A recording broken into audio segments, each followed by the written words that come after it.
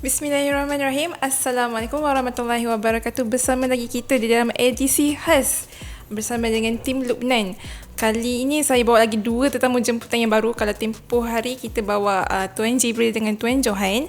Kali ini tetamu istimewa kerana mereka mengintai sisi Lubnan dari lensa kamera mereka. Jadi kita akan dengar perkongsian mereka dari sudut perspektif yang agak berbeza. Kalau kita tengok dengan mata kan, tapi diorang ni ada lagi satu mata, iaitu mata lensa kamera mereka. Okey. Okey, sebelum kita pergi jauh, tempoh hari Tuan Johan dengan Tuan Jibril telah menyentuh beberapa perkara yang telah mereka kongsikan tentang berada di Lubnan, bagaimana sumbangan telah disalurkan kepada mereka, berapa jumlah sumbangan yang telah mereka agihkan, dan insyaAllah semoga sumbangan itu dapat memberi manfaat kepada diaspora Palestin yang berada di Lubnan dalam tempoh yang panjang. Walaupun seperti yang Tuan Johan kata, sebenarnya tak mencukupi pun untuk selama sebulan, mahupun mungkin selama seminggu. Tapi tak apa, insyaAllah pada tahun ini jika ada kelapangan ataupun rezeki untuk pergi ke sana, mungkin dengan sumbangan yang kalian berikan, kita dapat pergi ke sana dan memberi sumbangan yang lagi banyak dan besar kepada mereka. Okey, sebelum kita pergi jauh, saya jemput memperkenalkan dua lagi tetamu khas kita, iaitu perkenalkan diri. Okay, bismillahirrahmanirrahim. Assalamualaikum warahmatullahi wabarakatuh. Nama saya Sul Aidil dan sebagai di CGM sebagai videographer dan video editor di sini. Okay. Testing. Okay, Assalamualaikum. Nama saya Hassan. Hassan Syukri bin Hamzah, panggil Hassan. Saya sebagai graphic designer dekat CJM ni dan juga ketua untuk Jabatan Media.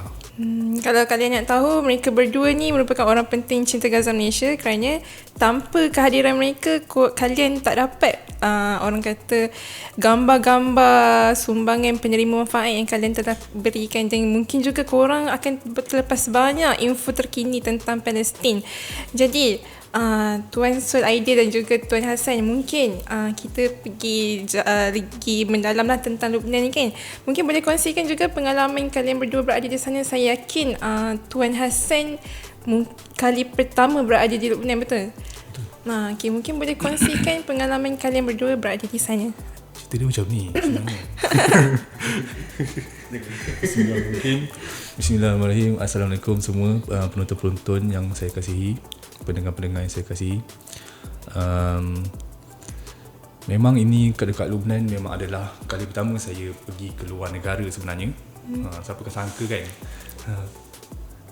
Ingat ke pergi luar negara yang pertama tu dekat Mekah ke Madinah ke kan, masa nak pergi umrah ke. Lubnan tak terlintas langsung dekat dalam saya punya fikiran. Ke kalau keluar pergi kali pertama Netherlands ke kan. Faham? Lubnan saya memang tak, mana peta dia pun saya tak tahu sebenarnya. Sekali lepas dah dapat tahu 2-3 minggu lepas tu buat research sikit, betul-betul dekat rupanya dengan Palestin. Ataupun kalau kat dalam maps tu Israel. Rupanya belah atas je. Okay. Ia merupakan pengalaman yang baru buat Tuan Hassan sendiri. Dan mungkin Tuan Sul Aidil boleh kongsikan pengalaman Tuan buat kali kedua ataupun yang keberapa? Okay, baik. Sebenarnya pergi Lubnan ni alhamdulillah kali kedua lah. Kali kedua. Kali pertama tu pun masa tahun lepas 2022. Tu pun awal tahun sebelum Ramadan, dan kita sempat jugalah rasa musim sejuk di Lubnan dengan bulan Ramadan di Lubnan. Untuk pengetahuan pendengar, sebenarnya misi ni merupakan misi yang dijalankan setiap tahun pada hujung tahun, kerana mereka kami memfokuskan kepada bantuan winter di diaspora Palestin di Lubnan. Jadi insyaAllah setiap tahun, dan juga mungkin tahun ni juga kami akan ke Lubnan lagi sekali. Dan tadi dah kongsikan pengalaman berada di Lubnan. Boleh kongsikan sepanjang 2 minggu berada di sana tu kan. Sebab pengalaman ni benda yang precious, benda yang berharga. Mungkin boleh kongsikan pengalaman sepanjang berada 2 minggu berada di sana tu macam mana.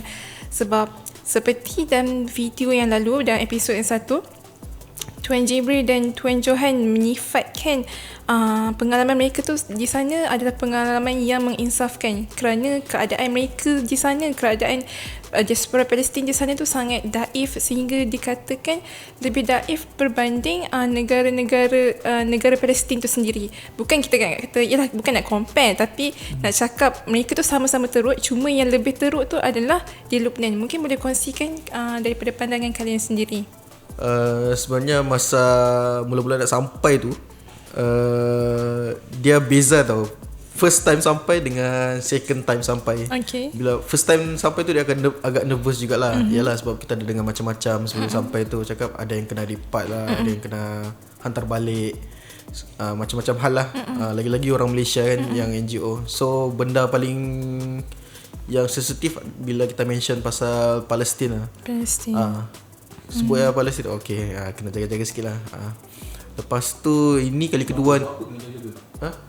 Sebab salah satu sebab dia di Lebanon ni diorang macam, yalah, diorang negara yang muflis, yang dengan kegawatan ekonomi.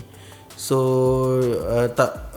diorang kurang suka lah bila orang luar datang tapi tak bantu diorang bantu pelarian Palestin khususnya.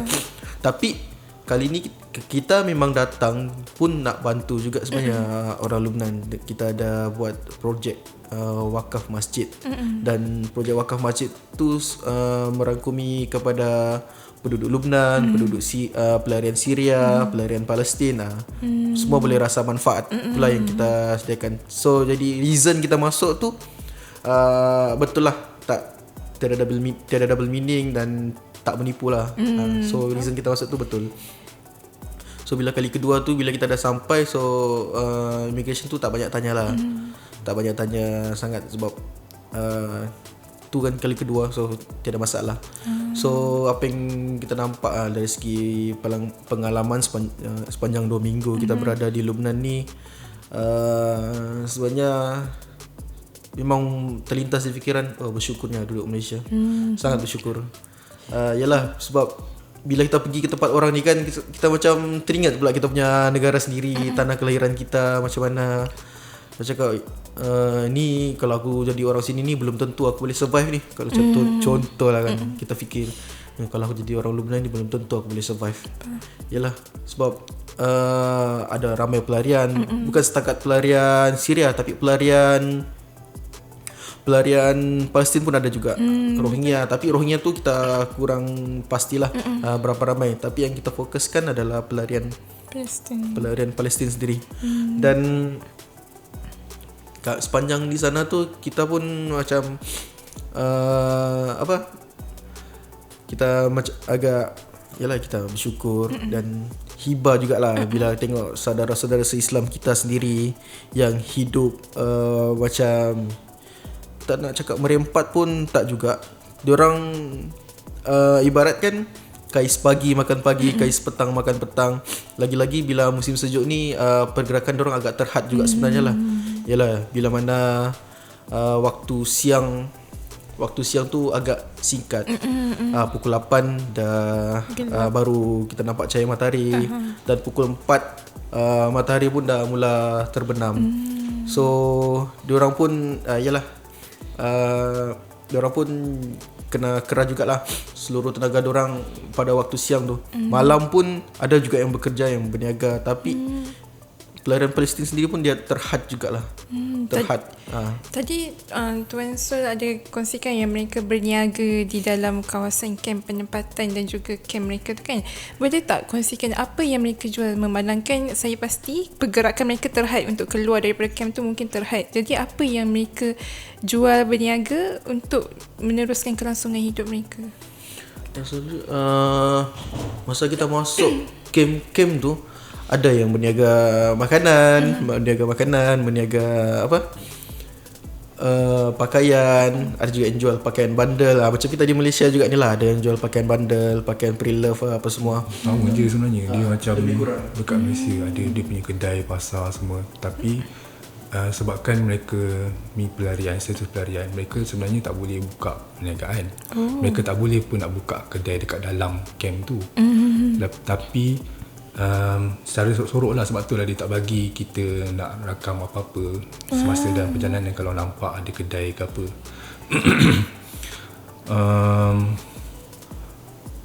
Lepas tu itulah, lepas tu dia punya bukan audience, panggil apa, pelanggan, customer dia ada dekat dalam kawasan camp lah. So taklah terkeluar. So dia punya target orang customer dia hanya dekat dalam camp dia sendiri, lepas tu kedai kat situ. Bagi saya pula, kalau dalam masa 2 minggu tu memang pengalaman baru. 2 minggu tu lama. Lama. Sebenarnya kenyataan Tuan Hassan agak kontra lah dengan Tuan Jibril dengan Tuan Johan, sebab dia orang kata 2 minggu tu tak cukup. Tapi kenapa Tuan Hassan sendiri kata tak terlalu lama untuk 2 minggu tu? Lama. Okay. Kalau dari segi projek mungkin dia rasa tak cukup sebab masa siang singkat. Lepas tu sangat terkejar-kejar untuk kita pergi lawat sesuatu. Kita target nak pergi ke 12 tempat camp, tapi kita cuma dapat pergi 10 sebab kita nak target 12. Lepas tu pergi hantar motor, terbelah, melawat 2-3 buah rumah sekejap. Tak betul-betul ni lah. Okay, bagi segi projek memang singkat, 2 minggu memang tak cukup. Tapi daripada segi saya pula, mungkin saya cakap daripada segi perasaan rindu kepada tanah air. Rasa macam lamanya bila nak habis ni, kira-kira hari tau. Kira-kira hari. Macam mungkin lagi sehari esok nak balik, tapi masih lagi rasa macam lagi 3 hari lagi nak balik. Faham. Apa yang menyebabkan Tuan Hassan rasa sedemikian? Sebab ini pengalaman pertama kan? Suasana semua tempat tinggal, sebab benda tu kita tak biasa kan. Mungkin boleh kongsikan sedikit Tuan Sul dengan Tuan Hassan, kongsikan budaya mereka, ceritakan sedikit lah budaya mereka, suasana mereka di sana, dan juga saya teruja nak tahu bagaimana sambutan tahun baru dekat sana. Sebab ialah kita semua tahu kan, sambutan kat Malaysia menggunakan bunga api, tapi dekat negara lain tu kita tak pasti macam mana. Tapi di Lubnan sendiri mungkin ada cara sambutan yang unik yang kalian dah saksikan. So mungkin boleh kongsikan. Memang cara diorang, budaya diorang memang berbeza sangat dengan kita. Kalau kita dengan bunga api, ataupun mungkin meriam ke? Meriam. Mana ada? Tak ada. Itu raya. Tapi dia orang guna betul-betul senapang betul Senapang. Apa senapang namanya? Machine gun apa tu? AK apa tak ingat lah. Memang betul machine gun yang betul-betul punya. Memang yang ada pelurunya. Lepas tu siapa yang selalu main PUBG tu dia tahu lah, benda senjata yang kita nampak di dalam macam PUBG tu, game PUBG sebiji lah tu yang kita nampak. Lepas tu kami dinasihatkan oleh penjaga rumah tu, tempat kami tumpang tu kan, jangan dekat dengan tingkap supaya takut nanti ada peluru lambang terkena. So memang kita malam tu dengar memang betul-betul, mungkin bagi orang itulah cara nak tunjuk pesta tu, tapi benda tu memang kita takut lah juga. Tapi alhamdulillah lah tak ada apa-apa berlaku. Tuan Sir sendiri macam mana masa sambutan tahun baru tu? Sebab dia pengalaman yang unik kan. So macam kalau saya sendiri pun berdepan dengan situasi yang begitu, disambut dengan menggunakan senapang, saya rasa macam tak apalah, nak balik lah kot. So mungkin Tuan Sir sebenarnya pengalaman dari segi macam dengar senapang tu sebenarnya sebab saya dulu kadet polis. So bila dengar tembak-menembak ni macam kita pernah di lapang sasar kan. Yalah, bila dah biasa dengar M16, tapi ni lagi kuat tau daripada M16. Cakap ini machine gun pun ada, AK pun ada. Cakap ini lagi dahsyat ni. Tapi kita cakap biarlah, pandai lah. So yalah, lebih kurang jugalah macam Malaysia kan. Bila kali Ramadan je begitulah. Mercun apa semua tu, kita macam dah biasa dah. Tapi yang risau tu bila sebut takut kena peluru sesat. So kita kena jaga-jagalah macam tu. Jadi mas sama dekat Malaysia, apa tu, ada kawasan macam berlawan-lawan bunga api kan. So kalau macam dekat saya tinggal dekat Dengkil. So dekat Dengkil tu bila tahun baru tu memang diorang macam berlawan-lawan, sebelah kadang belah sana dengan bunyi bunga api, sebelah sana bunyi bunga api kan. So dekat situ pun macam tu, tapi dia tukar bunga api kepada senampang betul. Pistol betul. Tapi sebenarnya kalau cakap pasal benda ni, saya dari segi media, saya nak rakam suasana tu. Saya kalau boleh nak minta kebenaran nak pergi, tapi diorang tak bagilah atas keselamatan semua kan. Sebab kita orang luar. So patut saya cuba juga minta dekat Brother Hadi ke video ke apa, dia pun dia tak bagilah.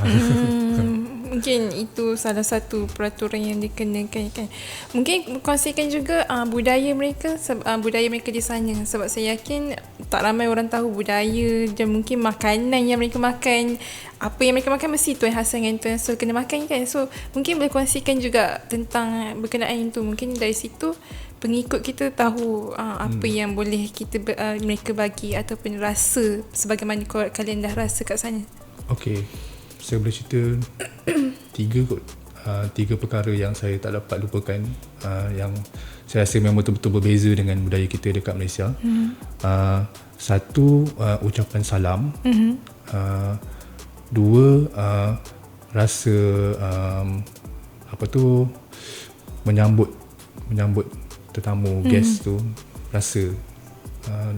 Lagi ketiga, cara mereka drive kereta memang sangat berbeza dengan kita. Okay. Pasal salam pasal ucapan salam, kalau kita dekat sini, bila kita masuk rumah macam tu kan, okay, depan pintu je kita cakap Assalamualaikum, Assalamualaikum kan, okay, masuk. Lepas tu dah tak ada dah. Jumpa siapa-siapa kawan ke dekat luar, hai, macam tu je. Tapi dekat sana bertemu dengan orang, first kali bertemu dengan orang tu memang itu ada ucapannya. Assalamualaikum. Masuk dalam rumah, Assalamualaikum. Dia tak ada jumpa dengan orang. Depan rumah tu kalau ada orang tunggu, Assalamualaikum dengan orang tu. Masuk dalam rumah, ada orang lain tengah duduk dekat ruang tamu, Assalamualaikum dekat orang dalam. Faham. Dekat dalam rumah tu. Ataupun tiba-tiba ada masuk orang lain baru yang dia tak cakap lagi salam, Assalamualaikum dekat orang yang tu. Faham tak? Banyak Assalamualaikum. Maksudnya setiap kali perselisihan tu mesti bagi salam. Unik. Memang unik. Apa tu, mula-mula saya rasa bukan dia nak bagi Assalamualaikum ni. Tapi lepas tu kita sendiri pun terbiasa dengan budaya tu. Bila kita jumpa dengan sesiapa, kita akan cakap Assalamualaikum. So benda tu memang betul-betul orang panggil break the ice lah kan. Betul-betul rasa mesra. Terus Assalamualaikum, Waalaikumsalam. Lepas tu diorang akan sambung dengan beberapa doa, apa tu, Barakallah maafikum, dia macam-macam. Itu maksudnya apa khabar? Kaifahal. So kalau kita jawab dengan cara yang skemanya Nabi Khair tu, sebenarnya jawapan tu tak ada lah. Jawapan dia orang jawapan yang tempatan pasar. So saya tak ingat lah apa jawapan dia, tapi ada lah. Tapi sebutan Nabi Khair tu untuk bahasa Arab yang formal. Daripada Tuan Sus ni selalu kita sebut Khaifal, Alhamdulillah. Itu ialah macam kita di Malaysia kan. Apa khabar? Apa khabar? Sihat, Alhamdulillah. Gitu. Tamam pun banyak juga perkataan tamam. Macam mungkin maksud dia saya teka lah ni, okey kot. Okey. Maksud dia memang semua jawapan boleh jawapan tamam kalau benda tu bagus. Dan daripada sisi Tuan Sul sendiri, bagaimana keadaan kat sana? Apa yang menarik perhatian Tuan Sul? Dari segi budaya lah. Budaya. Okey, dari segi budaya apa yang menarik ni lebih kurang jugalah dengan jawapan Tuan Hassan sendiri. Ialah dari segi macam diorang punya bagi salam apa semua. Tapi ada satu lagi yang sebenarnya menarik. Diorang di sana ni jenis yang kuat kerja tau. Kerja keras. So lepas tu satu lagi budaya dia kopi tu. Kopi dia Masya Allah, betul-betul kau kopi. Budaya kopi di sana tu. Even tepi-tepi jalan tu kita nampak kan, peniaga tepi jalan jual kopi ni, jual kopi. Bila tengok, canggih diorang punya mesin ni. Mesin tu kalau cakap kalau bawa Malaysia ni belas ribu je ni rasanya ni. Tak tahu lah berapa harga sebenarnya, harga pasaran sekarang kan. Tapi kita tengok sana memang diorang banyak gila ni minum kopi. Sambil jalan pun bawa cup kecil espresso. Yang espresso. one shot One shot tu kan espresso. Diorang mostly minum kopi espresso betul-betul pekat yang tak campur dengan susu, tak campur gula. So memang minum tu seteguk-seteguk. So sebenarnya tu jugalah salah satu, mungkin sebab tu kot diorang kuat kerja tu. Bila yang bagi yang pekat kau-kau je ni. Kita pun minum, kalau boleh kita cuba elak. Kita walaupun kita ni penggemar kopi juga. Masa awal-awal kan saya pelik juga lah dia orang ni, kenapa dia orang tak minta kopi kan, semua minta teh, minta syai. Dia ada bagi pilihan. Kopi apa bahasa Arab tak ingat lah. Lepas tu syai kan, kopi juga. Lepas tu dia orang sentiasa majoriti akan minta syai. Lepas tu saya pun alamak, apa saya asyik teh, semalam teh, hari ni teh, aku nak rasa juga kopi. Lepas tu ada hari-hari last tu saya dapat lah rasa dia hidangkan lah juga kan kopi yang pekat tu. Cawan dia kecil je. Saya rasa 9 ke 10 sudu kopi. Lepas tu air sikit. Tapi kopi tu tak ada lah kat dalam cawan tu. Betul-betul pekat. Memang betul-betul Boleh tidur tak? Tapi boleh dia tidur. Paling awal tidur antara diorang semua ni memang paling awal tidur lah. Masih jet lag tu secara seminggu tu tak hilang. So pukul 7 saya dah tidur, pukul 7, pukul 8 dah tidur. Kat Malaysia dah pukul 1, pukul 12. Jarak masa dekat sana dengan kat Malaysia berapa jam? 6 jam. 6 jam. Kita 6 jam awal. Mungkin yang perkongsian kopi tu mungkin dan juga budaya tu mungkin di luar kamp penempatan pelarian kan? Sama juga. Dalam tu pun. Dia beza tau bila Arab ni dengan yang Turki. Kalau Turki dia beza dia teh syai. Kalau chai kan syai. Lepas tu selalu orang akan hidang syai. Okey. Dia Turki kan.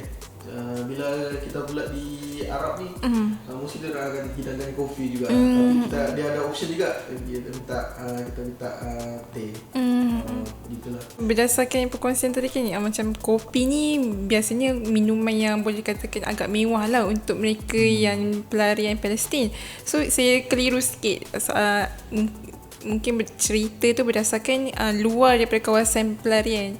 So bila Tuan Sul jelaskan yang rupanya kopi tu pun menjadi pilihan di dalam kamp pelarian, barulah saya faham mungkin minuman kopi tu mungkin pilihan mereka lah. Maksudnya di mana-mana sahaja kopi tu tetap menjadi pilihan. Cerita pasal kopi ni, sebenarnya kopi tu bukanlah kopi macam Starbucks ke kopi halal planet ke kan. Bukannya kopi macam kopi yang tu, tapi kopi yang dihidang dalam cawan kecil, kopi pekat. So kopi biasa lah, kopi biasa je, kopi kosong. Macam kopi kat kampung-kampung tu ke? Betul. Okay. Tapi kopi di kampung-kampung sedap sikit. Tak sedap yang kat sana. Pekat sangat. Lain tekak. Lain tekak. Pekat sangat. Melayu dengan tekak Arab. Diorang duduk dekat dalam camp tu, diorang lepak-lepak ke, memang kita nampak je lah diorang minum kopi tu. Kopi tu memang kopi pekat. Jadi yang nak kita pujinya kat sini, walaupun dekat dalam camp tu kita pergi melawat semua camp-camp tu, ada tempat macam pusat komuniti ke pejabat NGO ke, so dia akan hidangkan kita kopi. Memang setiap kali kita pergi mana-mana pun dia akan sambut. Kita akan datang daripada penat berjalan tu, singgah dulu kat situ, dia akan hidang dulu kopi. Tapi dah lama-lama dia orang dah tahu kita suka minum Pepsi dengan air jus, dia orang bagi pilihan yang tu. Kalau tidak, memang dia orang akan bagi kopi tu lah. Kopi dengan teh. Lagi satu, mungkin juga Tuan Sul dengan Tuan Hassan boleh kongsikan sepanjang 2 minggu berada kat sana kan, daripada kalian merakam dan juga mengambil gambar untuk dijadikan lampiran ataupun bukti. So apa daripada pengalaman kalian sendiri kan, bagaimana keadaan mereka dekat sana? Adakah seperti yang ialah kalau kita kata dengar daripada penjelasan Tuan Jibril dan Tuan Johan tempoh hari pun tak cukup. Mungkin kalian boleh ekspreskan lagi bagaimana kedaifan mereka tu sehingga boleh dikatakan sangat-sangat mengisafkan. Okay, setiap camp tu dia sebenarnya sama macam Malaysia. Dia ada kawasan orang yang senang sikit, ada kawasan orang yang susah, dan ada kawasan orang yang memang sangat susah. Jadi bila kita pergi dekat kawasan rumah-rumah yang memang kita bagi bantuan kan, ada orang yang kita bagi, diorang datang ke dewan, diorang ambil sebab kita nak jimat masa. Lepas tu ada beberapa tempat je kita akan dapat pergi tengok keadaan mereka, rumah mereka. Jadi orang-orang yang kita pergi tempat kawasan rumah tu, memanglah kalau saya tak selesa lah. Jadi lepas tu saya jadi macam insaf lah kat situ kan. Rumahnya kecil, satu bilik, ada 2 bilik, tapi orang yang duduk dalam tu ramai, anak ramai. Kat Malaysia kita memang tak sepatutnya wujud lagi lah rumah yang ada 2 bilik kan. Lagi-lagi ada yang apa tu, remaja perempuan, remaja lelaki. So antara rumah pun sangat rapat. Pendaraan tak bagus. Kalau saya baru sekejap je atas tu, saya rasa lemas. Saya rasa lemas. Saya memang antara kalau dia tak tahulah, mungkin saya manja ke apa benda, hidup selama ni rupanya saya hidup senang, bertuah rupanya saya selama ni kan. Masuk kawasan tu lorongnya sempit kan. Tangganya curam, tangga dia main buat je. So agak curam, lepas tu sempit. Bila masuk kita dah lah datang ramai-ramai dengan ada wakil daripada NGO yang kita sama sana. Lepas tu kita lagi 4 orang. Saya memang cepat-cepat nak keluar lah sebab saya rasa lemas. Lepas tu diorang yang dekat kamp pelarian ni dah terbiasa berjimat tau. Air berjimat, elektrik berjimat. Sebab benda tu terhad bagi diorang kan. Lepas tu benda tu elektrik lagi lah, kena simpan dalam bateri. Diorang dah cas, simpan bateri. So mungkin bateri tu elektrik tu dia nak guna masa malam, masa-masa tertentu bila nak cas ke apa. So diorang akan tutup. Kita orang datang-datang, berlaku benda lawak kan. Benda lawak yang berlaku, kita orang datang-datang. Okay, gelap lah bilik dengan gelap. Kita kan nak rakam kan, tak nampak. So kita pun pasang lah apa tu, lampu daripada handphone semua kan, sebab kita nakkan cahaya untuk video. Lepas tu kita orang datang masuk rumah tu, ingat ke rumah tu memang tak ada elektrik kan. Kan kita expect macam tu lah. Okay, tak apa, kita masuk semua. Lepas tu sekali anak dia tu dah nampak orang semua pasang-pasang lampu, semua susah nak rakam tu, dia pun pergi kat belakang lama sikit. Rupanya mungkin dia hidupkan apa-apa bahagian elektrik lah, generator ke bateri ke apa. Tiba-tiba pasang ada lampu rupanya. Tapi kita dah habis rakam. Okay, faham. Baik-baik. Dia walaupun sekejap je berada di sana, tapi pengalaman tu macam membuatkan kita rasa macam apa orang kata tak kena dengan jiwa kita lah. Tapi bayangkan diorang yang dah hidup lama berketurunan. So betul. Benda tu agak menyiksa jiwa mereka. Pendaraan tak bagus. Lagi ada tempat yang diorang duduk kawasan setinggan tepi laut. Lepas tu bila air pasang je, air laut akan naik kat kawasan rumah diorang. Jadi memang air sentiasa masuk lah. So itu setakat ni macam tu kawasan yang paling kesian sekali lah kan kita pergi. Tu kawasan dekat bahagian belah mana tu? Dia kawasan dekat-dekat dengan ni lah, dia kawasan Thai, dekat dengan pesisir pantai. Memang kerap ke air laut masuk ke kawasan penempatan diorang? Yang saya tahu kalau air pasang ni memang setiap bulan ada air pasang. So mungkin setiap bulan lah dia akan masuk air. Kawasan selatan Lubnan tak silap. Selatan Lubnan dekat-dekat dengan Palestin jugalah. Sebab kalau kita pergi ke pantai tu, hari-hari last kita pergi sana kan, diorang bagi tunjuk tu kawasan pos kawalan tentera Israel tu. Kita betul dah hampir tu betul. Kongsi laut yang sama. Laut Mediterranean. Bagaimana pula dengan gerak kerja sepanjang berada di sana? Apa pengalaman bagi Tuan Hassan dan juga Tuan Sul pengalaman yang tak dapat dilupakan. Bila kita semua tahu penerima manfaat tu mungkin ada kegembiraan yang mungkin menyentuh jiwa kita. Mungkin boleh kongsikan juga. Okay, macam saya sendiri sebagai videographer kan, datang sebagai videographer, dari segi gerak kerja tu sebenarnya macam saya sendiri ni sebenarnya tak suka tau. Bila kita ambil momen tu kita suruh okay, action lagi sekali. Okay, cuba. Sebenarnya saya tak suka. Saya suka kepada momen-momen yang natural, Candid. yang candid dan tak dibuat-buat sebenarnya. So di situlah kita akan berkejar-kejar untuk dapatkan footage, diorang bagi bantuan apa semua.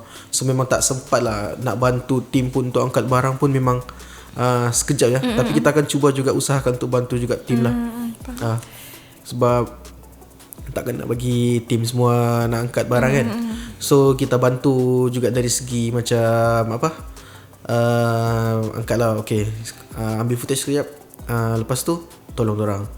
So di sana memang yalah, sebab dibagi task sebagai videographer dan video editor ni. So siang tu kita akan shoot semua footage dan malam tu semua yang lain semua dah tidur tau. Tinggal saya buat video editing. So itulah cabaran jugalah. Cakap sedap lah korang tidur semua. Aku edit apa ni. Lepas tu nak ambil pula dorang punya video apa semua. Cakap dengar semua berdengkur. Semua berdengkur. So kalau boleh aku nak rakam ni dorang berdengkur ni, peduli. Okay, itulah cabaran dia. Lepas tu kita akan hantar pula bila video dah siap tu.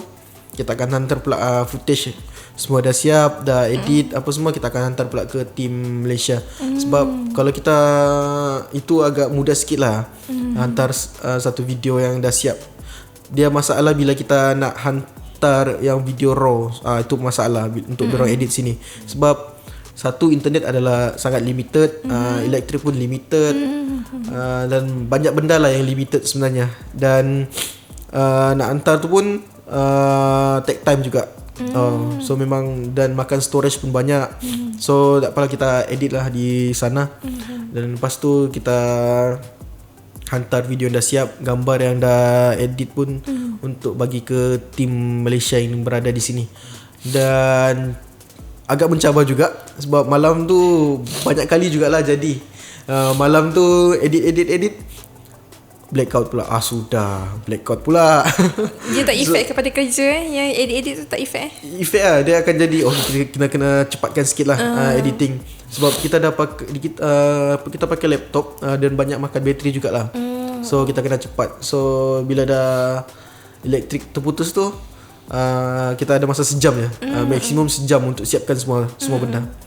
So memang pernah juga sekali memang tak sempat dah, cakap alamak, sambung esok. Terpaksa sambung esok. Pagi tu video dah siap dah semua. Nak upload tu nak upload dah pula sudah blackout, tak boleh dah. Laptop dah mati dah semua. Kita sambung pula pagi dia upload. Dan ada sekali tu baru nak start edit. Okay lah, boleh sempat siap ni.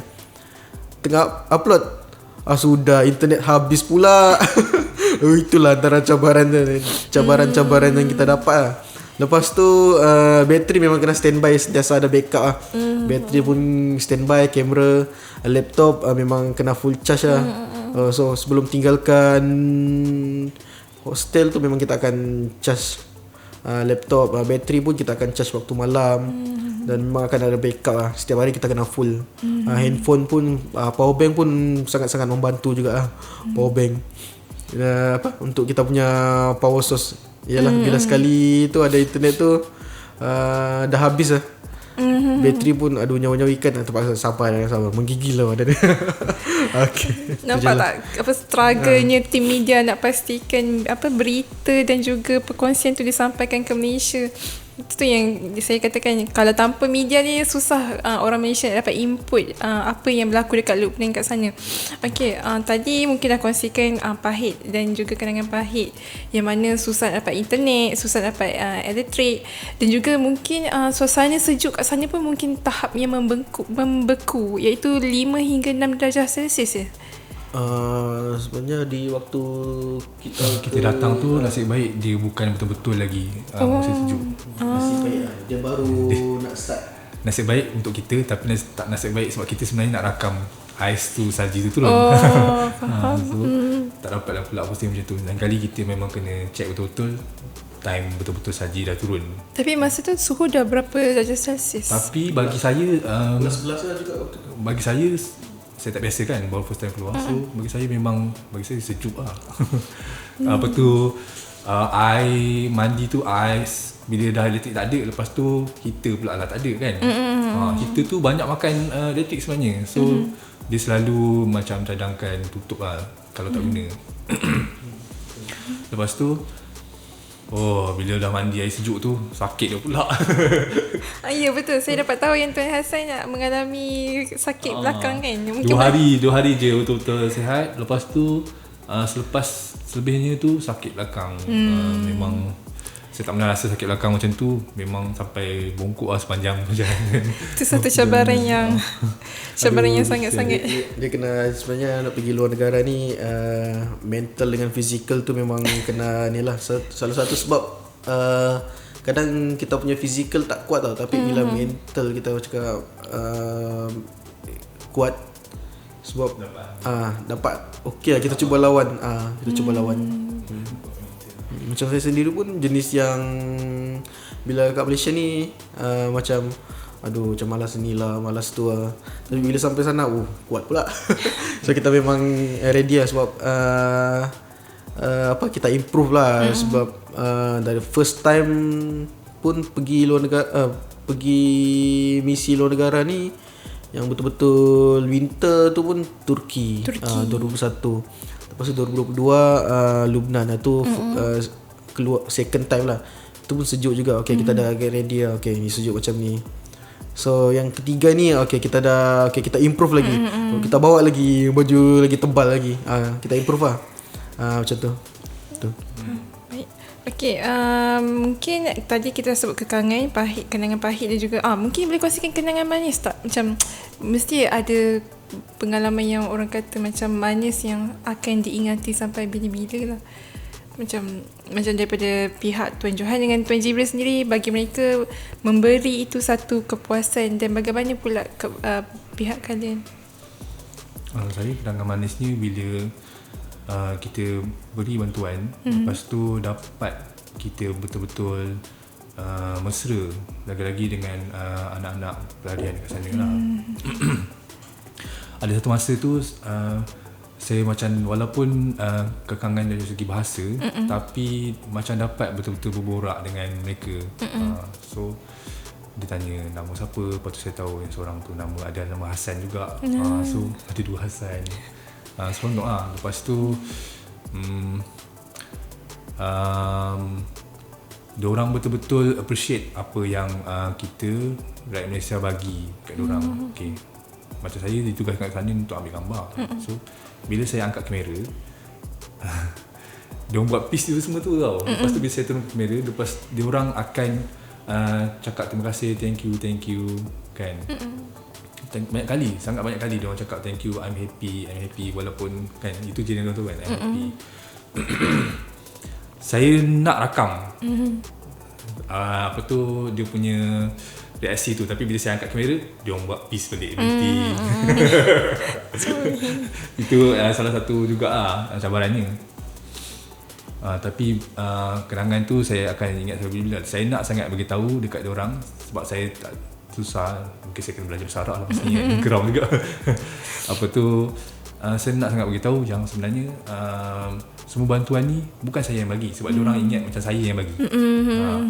Bukan saya bagi, saya cuma jadi orang tengah yang sampaikan je amanah daripada semua penyumbang kita dekat Malaysia. Lepas tu saya sebenarnya nak sangat rasa apa tu kita punya penyumbang rasa apa yang saya rasa tu, walaupun saya dah penat berjalan jauh 2-3 jam, setiap tempat tu kita pergi tu 2-3 jam masa, lepas tu dengan sakit belakangnya, tapi apa tu bila kita dapat bagi diorang gembira kat situ, walaupun sekejap, tapi diorang sangat-sangat suka, sangat-sangat appreciate apa yang kita bagi tu. kadang-kadang sebelum ni masa saya buat kerja dekat Malaysia, kadang-kadang saya fikir diorang ni betul-betul nak ke apa benda yang kita bagi ni. Tahu, kadang-kadang ada tintang macam tu tau. Tapi sebenarnya macam yang Tuan Johan dengan apa Tuan Jibril cakap tu, kita cuma bagi dekat beberapa ratus orang je. Dekat dalam satu camp tu mungkin lah 2,000 orang, tapi kita bagi cuma bahagian kecil je. Lepas tu diorang memang memerlukan support daripada NGO yang luar negara untuk meneruskan apa tu. Kita bagi macam di sale, itu kita bagi 2 kg ke 2 gallon? Apa? 2 gallon. 2 gallon? 2 botol besar tu lah yang tempat mineral yang kita selalu bawa kan, 2 botol besar mineral tu. Lepas tu sebenarnya benda tu cuma boleh tahan 2 hari. 2 hari. Tu. Biasanya 3 hari. 2 hari je. Aduh. Ya, Makanan kita bagi tu dalam masa 2 minggu. 2 minggu. So gaji yang diorang dapat sikit berapa ratus dolar lah. Saya ingat. Tapi benda tu akan habis untuk diorang beli bayar apa elektrik ke, beli minyak ke, kan benda-benda yang bayar sewa, bayar perubatan. So bantuan-bantuan yang livelihood yang kita bagi tu lah yang dapat untuk diorang tak payah guna diorang punya gaji untuk buat benda-benda lain. So macam tu lah. Kalau macam kita butuh kat Malaysia, kita ada kerajaan yang walaupun kita kat Malaysia kan, kita pun nak juga tiap-tiap tahun bantuan kan daripada kerajaan. Kita pun sukalah juga dapat apa-apa bantuan kewangan daripada kerajaan kan. Tapi yang mereka macam kita lah NGO yang macam kerajaan yang bagi bantuan kepada mereka. So kalau orang luar sana rasa macam pelik ke apa, saya boleh buat perbandingan macam tu lah. Kita kat Malaysia pun sentiasa nak bantuan kesihatannya, makanannya, pelajarannya daripada kerajaan. Diorang kat sana yang tidak berkerajaan jadi pelarian, dengan kerajaan Lubnannya memberi banyak kesempatan, orang macam daripada NGO ni lah yang bantu. So begitulah. Mika sendiri pun tak ada tempat nak bergantung melainkan NGO yang sudi menghulurkan bantuan kepada mereka dan juga yang orang-orang yang pedulilah dengan kelangsungan hidup mereka. Tuan-tuan dan perempuan penyumbang kita lah yang sebenarnya membantu, walaupun pendengar, kalaupun ada penyumbang yang dengar kan. Betul. Kalau tak dapat rasa, saya nak cuba macam tu lah. Media kita media kat sini, matlamat kita ialah menjadi orang tengah, mata kepala, perasaan nak sampaikan benda ni. Betul. Rasa appreciate diorang tu kepada semua yang menyumbang. Dan pada masa yang sama, media juga menjadi suara kepada mereka, mewakili suara mereka yang mahukan orang kata perhatian, yang mereka juga perlukan perhatian daripada seluruh negara. Bila cakap pasal perhatian, sebenarnya bila kita tanya diorang apa masalah utama yang diorang hadapi, sebenarnya masalah utamanya adalah nak sebut macam mana, besar benda tu, politik. Masalahnya adalah geopolitik, apa tu, pecah dan perintah. Semua benda ni terlampau besar dan terlampau sejarah terlampau panjang untuk saya nak cerita kat dalam podcast ni. Jadi dia punya kaitan dia semua memang berkait daripada awal tu, penjajahan tu sampailah sekarang benda ni berkait-kait.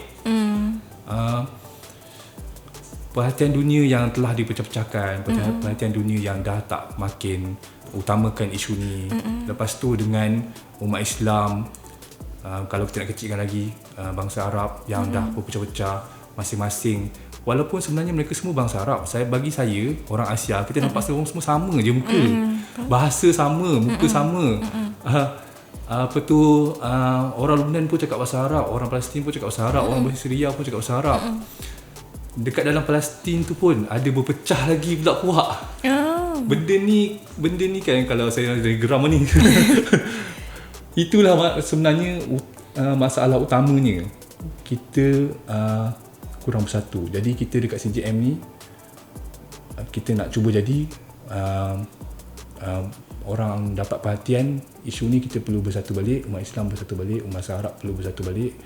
Dan apa yang penjajah sebelum ni buat, yang pecah-pecahkan semua jadi negara lain, masing-masing menjadi bangsa lain, benda itulah sebenarnya melemahkan kekuatan kita. Betul. Dan saya sendiri pun harus akuilah apa yang Tuan Hassan kongsikan sebenarnya, sebab diaspora Palestin ni berlaku pun kerana 3 faktor, iaitu faktor politik, ekonomi dan juga sosial.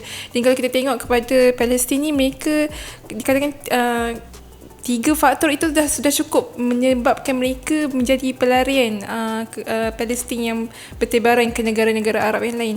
Dan salah satunya faktor paling besar adalah faktor politik. Dan saya rasa kalaulah orang politik Arab ni bersatu hati, rasanya keadaan rakyat-rakyat di bawahnya pun akan juga dalam keadaan yang selamat dan juga akan rasa terlindung lah daripada keganasan Israel dan rejim Zionis. Diorang tak patut anggap, sebenarnya bagi saya, diorang tak patut anggap diorang tu orang lain tau. Macam ini orang pelarian Palestin, so dia tak nak bantu sebab tu.